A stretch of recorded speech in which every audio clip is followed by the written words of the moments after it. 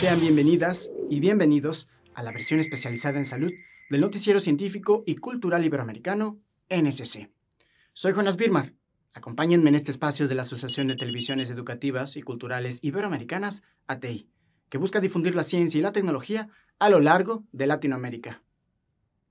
La cantidad de información sobre medicina y salud que circuló durante la pandemia, además de la creciente desconfianza en los sistemas de salud, provocan que las personas confíen menos en las vacunas, sobre todo en la vacunación infantil.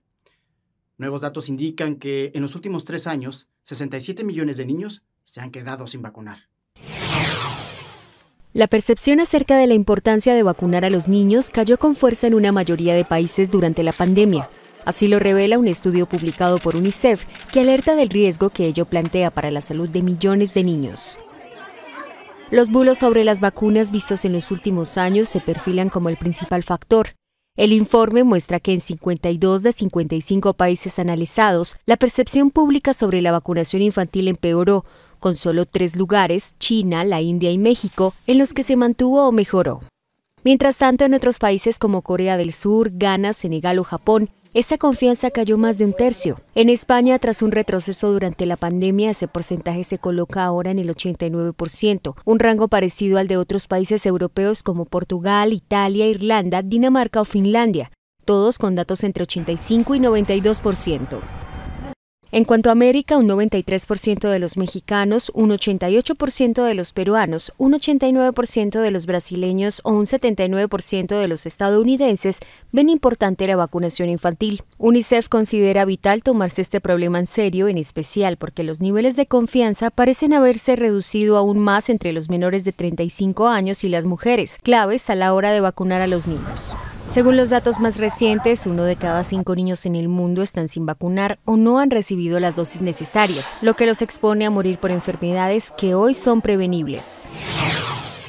Una laparoscopía es un tipo de cirugía que da la oportunidad de observar el interior del abdomen sin la necesidad de realizar una incisión tan grande. Aunque se trata de una alternativa mínimamente invasiva, requiere de mucha precisión, razón por la que la Universidad de San Martín de Porres, en Perú, preparó un programa de simulación que mejora el entrenamiento en esta técnica. La medicina es un campo de constante actualización y la Universidad de San Martín de Porres, institución a la vanguardia de la salud, para proveer educación de calidad y asegurar el éxito académico y profesional, ha creado el Centro de Simulación. Creado en el 2019, el Centro de Simulación de Alta Especialización perfecciona la cirugía laparoscópica. Esta técnica médica es la vía de elección en muchos procedimientos de cirugía abdominal, debido a sus múltiples beneficios. Gracias a una alianza estratégica con Johnson & Johnson, tanto profesionales como estudiantes pueden mejorar su técnica a través de equipos y capacitaciones de primer nivel. Este centro alberga importantes y reconocidos especialistas, como cirujanos generales, ginecólogos, oncólogos y cirujanos pediátricos, quienes acceden a un programa que se divide en 2, un módulo básico y uno avanzado.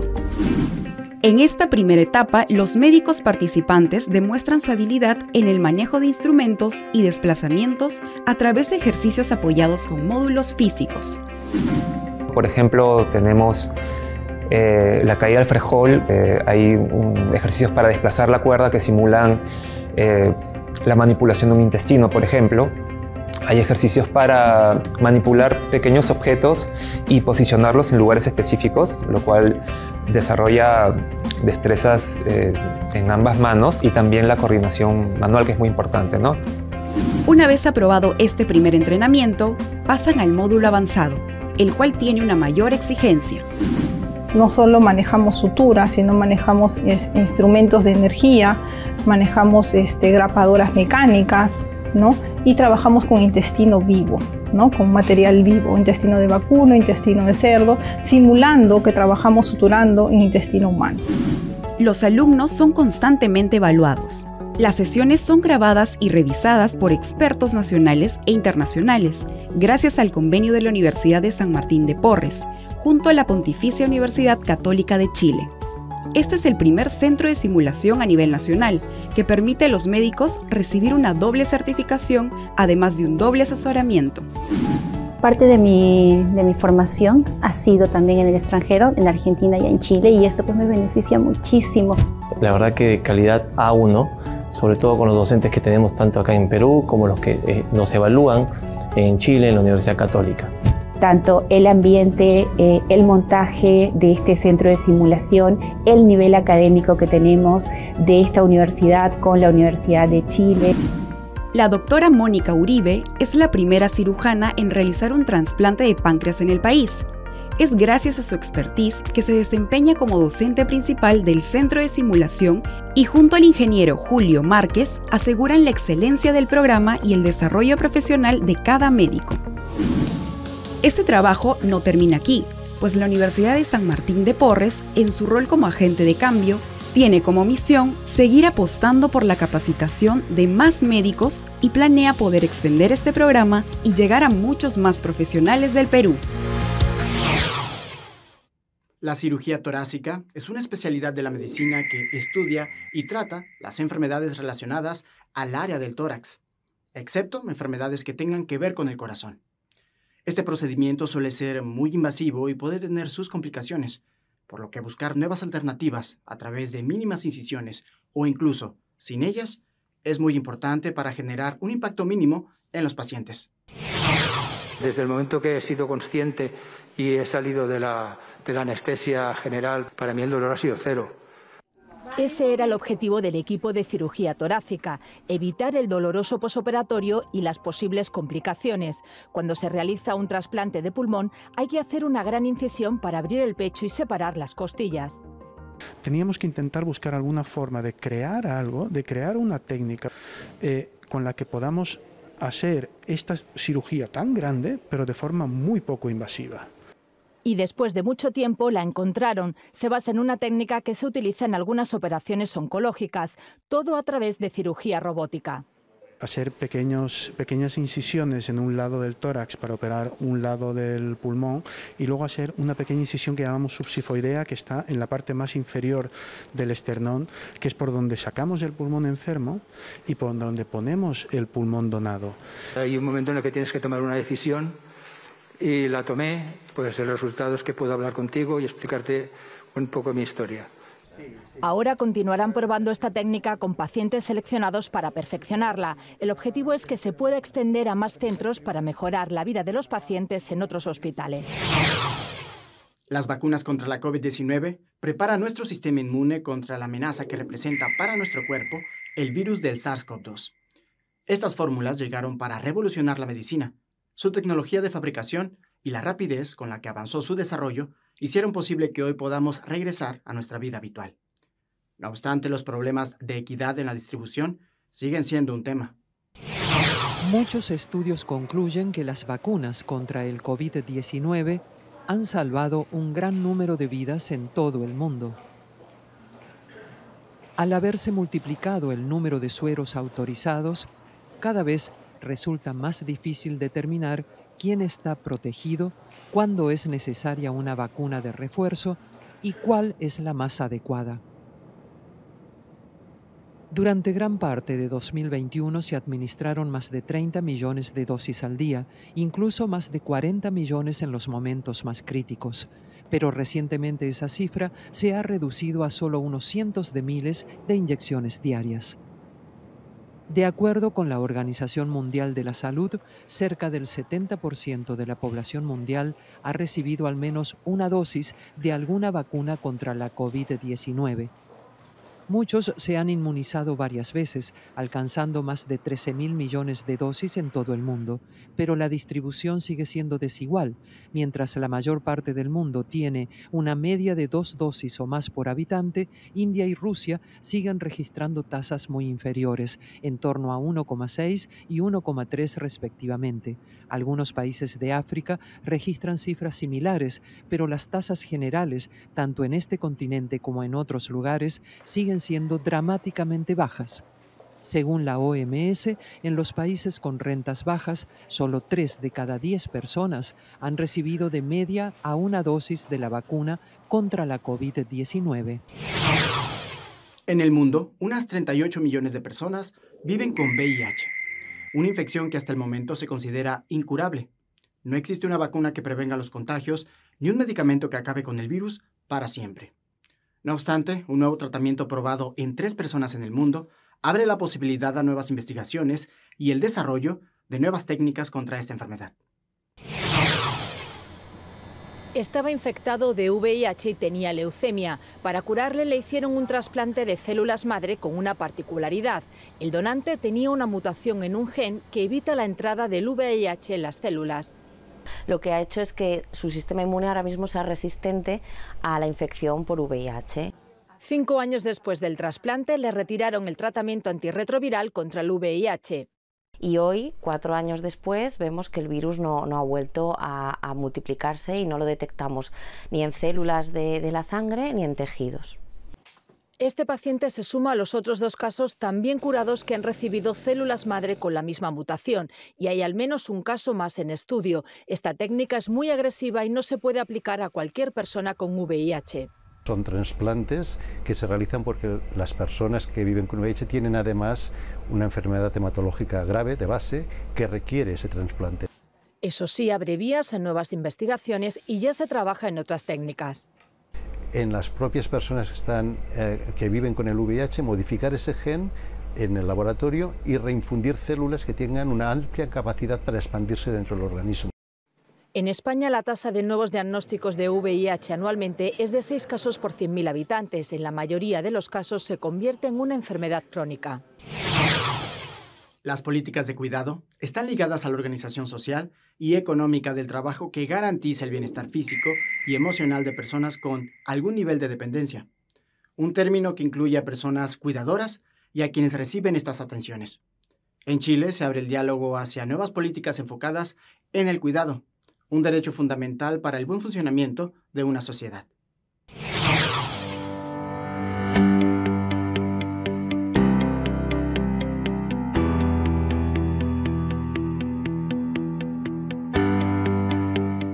Estamos dando inicio, puntapié, a estos 38 diálogos territoriales que se van a desarrollar con el objeto de poder detectar desde abajo hacia arriba cuáles son aquellas necesidades, esas particularidades que requiere un sistema nacional de cuidados y que converse con el resto de las políticas desde el sector público y también con las iniciativas que puedan existir tanto en el sector privado como también aquellas políticas de cuidado muchas veces comunitarias que existen en los barrios. Esta política, este diálogo que vamos a llevar, tiene como elemento fundamental el que sean las mismas cuidadoras, las mismas personas con discapacidad, las personas mayores y todas quienes necesitan, trabajan o viven en dependencia, que puedan opinar y insumar la política pública. ¿Por qué? Porque sabemos que así se construyen mejores políticas públicas y sobre todo porque ellas han abierto el camino para que hoy día podamos estar discutiendo de esta materia. Como institución local estamos muy agradecidos de la valentía, el arrojo y la decisión contundente del presidente a través de sus ministerios de continuar y dar inicio con los diálogos ciudadanos sobre el cuidado para instaurar un sistema nacional de cuidados. Esto es trascendental. Espero que el día de mañana, con un poco más de tiempo, podamos mirar este momento el día de hoy y que el día de mañana se estudie sobre los inicios y la decisión y el coraje que existió para poder darle un vuelco a la sociedad chilena y a enfrentar definitivamente y con decisión aquellas causas que hoy día hacen que la mitad de la población no pueda desarrollarse plenamente. La manera en la que nos alimentamos está ligada a nuestras costumbres, a nuestra economía, al lugar donde vivimos y otros factores de nuestro entorno. Sin embargo, alimentarnos no es lo mismo a nutrirnos. Una alimentación saludable origina que nuestro organismo aproveche los nutrientes que componen la comida. Es necesario monitorear nuestro cuerpo y sus necesidades, y de este modo mantenerlo saludable. Tener un cuerpo sano va mucho más allá de lo que vemos a simple vista. Un cuerpo saludable es aquel que funciona de manera correcta, es decir, tanto interna como externamente está cumpliendo con todos sus funcionamientos. Es decir, el cuerpo no tiene que compensar un sobrepeso, no tiene que compensar una falta de nutrientes. El cuerpo sano tiene pensamientos positivos, pensamientos constructivos. También a eso le llamamos un cuerpo sano. Podemos elegir de manera positiva y pensada nuestros alimentos. Culturalmente, asociamos los cuerpos delgados con ser saludables y los cuerpos robustos con problemas de salud. Esto no siempre es así. Para saber si tenemos un cuerpo saludable, debemos tomar en cuenta muchos otros aspectos, como la composición corporal, cuántas veces vamos al baño, el color y brillo en nuestra piel, ojos y cabello, entre otros. Si me siento cansado, ¿no? Y he dormido bien, esa es una llamadita también de que algo no estamos haciendo de manera correcta, y no estamos saludables, ¿no? Entonces, si nos ponemos a escuchar a nuestro cuerpo, nos damos cuenta si estamos funcionando de manera correcta o no. Realmente nuestro cuerpo es muy comunicativo, a veces lo que nos hace falta es escucharlo, voltearlo a ver. En México tenemos varios problemas relacionados con el cuerpo sano. Uno de ellos es la obesidad y sobrepeso, que afecta a más del 70% de los mexicanos mayores de 20 años. Actualmente con los teléfonos inteligentes podemos ver cuántos pasos dimos menos de 10,000 pasos, ojo, ¿no? Quiere decir que somos sedentarios y tenemos que aumentar nuestros pasos. Comí por lo menos 3 veces al día todos los grupos de alimentos, ¿sí o no? Si mi respuesta fue no, ojo, ¿no? Entonces ahí es una recomendación de favorecer verduras y frutas. Para la doctora Elvira Sandoval, coordinadora de la licenciatura en Ciencias de la Nutrición Humana, esto se debe a un estilo de vida sedentario y una alimentación poco balanceada. Sin embargo, en la mayoría de los casos, estos problemas se pueden combatir con actividad física y buena alimentación, y así alcanzar un cuerpo sano. Una malnutrición engloba las carencias, los excesos y desequilibrios en una ingesta calórica y de nutrientes en una persona. En algunas regiones de Latinoamérica, la falta de alimentos mantiene a niños y niñas en situación de vulnerabilidad ante enfermedades e incluso la muerte por falta de nutrientes necesarios. En este tema, Honduras se plantea nuevas estrategias para acabar con el hambre en el país. Alerta en Honduras por altos niveles de malnutrición. Una encuesta del Instituto Nacional de Estadísticas y agencias de las Naciones Unidas reveló que al menos 3 de cada 10 niños menores en el país sufren de este mal. De igual forma que el 30% de los infantes de la zona occidental sufre de desnutrición crónica. Stephanie Hostetter, representante del Programa Mundial de Alimentos en Honduras, destacó la utilidad de los resultados de este sondeo, que a su criterio debe llamar la atención del gobierno, la ONU y la sociedad civil. Tener datos frescos para saber cómo intervenir, cómo poder apoyar al gobierno en que tenga políticas públicas adecuadas que puedan ir encaminadas a solventar este tipo de problema, no solamente para que los niños y niñas tengan suficiente comida saludable que comer de manera sostenible, sino también para mejorar la situación de seguridad alimentaria. Hostetter menciona que el departamento de Gracias a Dios, limítrofe con Nicaragua, es la región más afectada por el hambre. Según la encuesta, 25% de sus 100.000 habitantes tiene un consumo pobre de comida. Al menos 20% pasó al menos un día sin comer y el 43% de adultos restringe el consumo de alimentos para que coman los niños pequeños al menos un día a la semana. En total, el 20,8% de los niños de esa zona sufre de desnutrición crónica, cifra que se eleva al 30% en los departamentos de Intibucá, Lempira y La Paz. Eugenio Sosa, director del Instituto Nacional de Estadísticas, INE, subrayó la necesidad de poner atención sobre la niñez afectada. Es que hay datos bajos en relación a la desnutrición más grave, que es la aguda o la más profunda, pero es la niñez más vulnerable, que aunque sean porcentajes de 1, 2% o 3%, la situación es que es niñez que puede en algún momento, si tiene otra complicación, hasta llegar a perder la vida. El INE y las agencias de la ONU recomiendan abordar el problema con un enfoque multidimensional e interinstitucional, a través del trabajo entre actores clave, lo cual permita dar soluciones integrales, sostenibles e inclusivas. Vivimos rodeados de bacterias. Estos microorganismos se encuentran en todos los ecosistemas de nuestro planeta y cumplen una función muy importante incluso dentro de nuestro cuerpo. Aún con todos estos aspectos positivos, algunas bacterias tienen el poder de infectar al ser humano y causar graves enfermedades, como el cólera.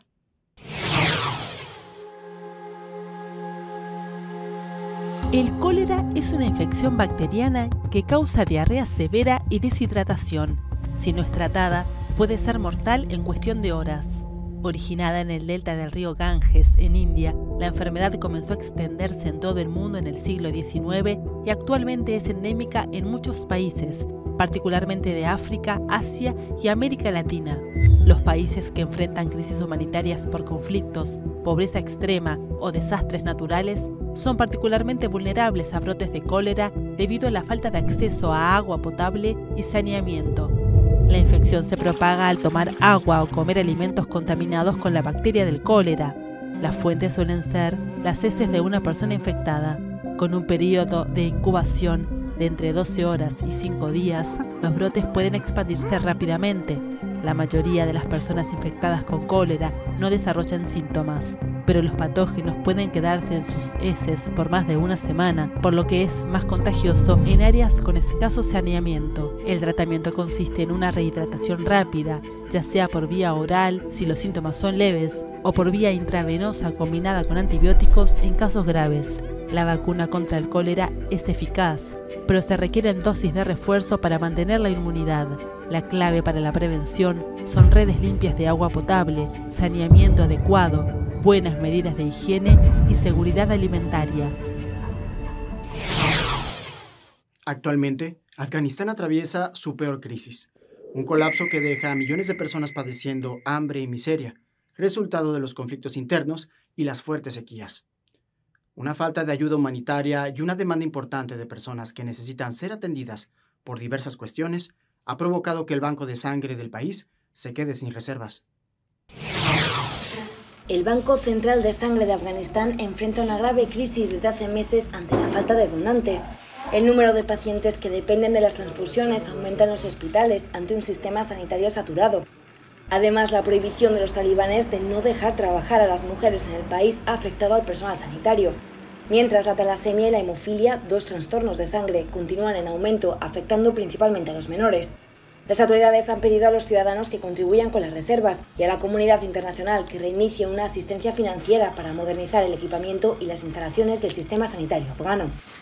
La llegada al poder de los talibanes en agosto de 2021 provocó la suspensión de los fondos de ayuda internacional, agravando aún más la situación de emergencia humanitaria y económica en Afganistán tras 2 décadas de conflicto. De acuerdo con la ONU, en lo que va de año el organismo solo ha recibido menos del 5% de fondos para ayudar al país. Esto supone la menor operación de ayuda a nivel mundial, pese a que Afganistán experimenta la crisis humanitaria más severa del mundo. Gracias por acompañarnos. Este fue un viaje informativo del Noticiero Científico y Cultural Iberoamericano, NSC, especializado en ciencias médicas y tecnología enfocada en salud. No se pierdan las emisiones de Ciencia, Tecnología y Cultura con Iván Carrillo y Ana Cristina Olvera. Gracias a los socios de ATEI, que a través de sus plataformas hacen posible esta transmisión. También gracias a las agencias informativas AFP, EFE, Notimex, Xinhua, Euronews y Deutsche Welle. Visite nuestra página noticias nsc.com. Utilice nuestra aplicación móvil y síganos en nuestras redes sociales. Nos encuentran como NSC Iberoamérica. Soy Jonas Birmar. Cuídense mucho. Nos vemos en la próxima.